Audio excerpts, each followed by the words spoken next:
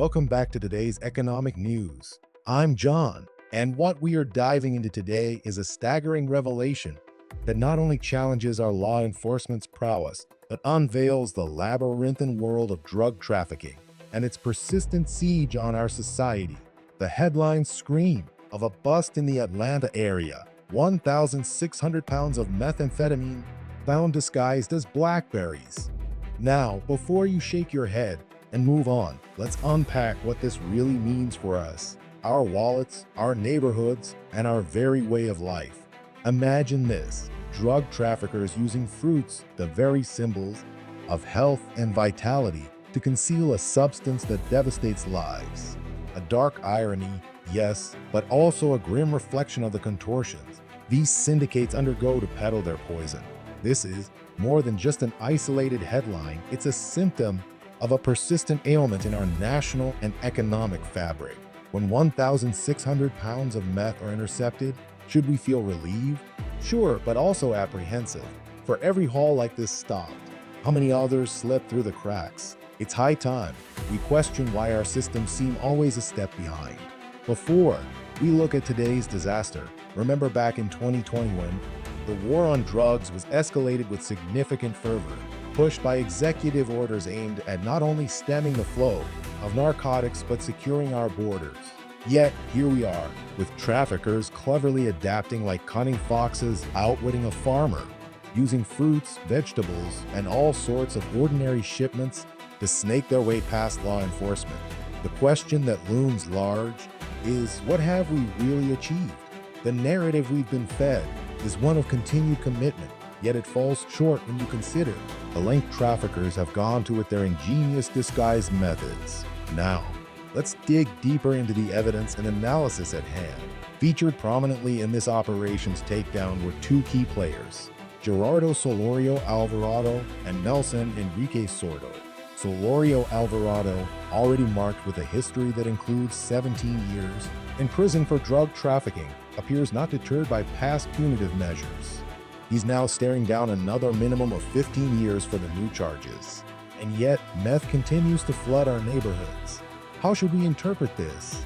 To put it bluntly, you have someone who's essentially a revolving door for justice, in and out, while the business hums along. It's akin to punishing a pesky mosquito while the swamp keeps breeding more.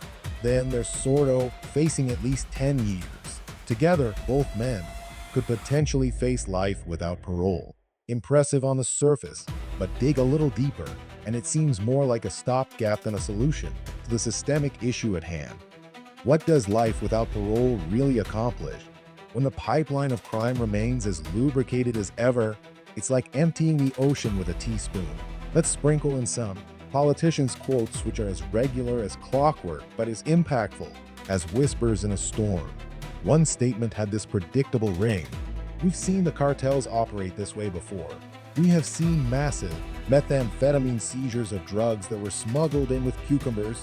Celery or jalapeno peppers kind of feels like deja vu, doesn't it? Each new bust, a rehashed sequel on an ever-repeating loop.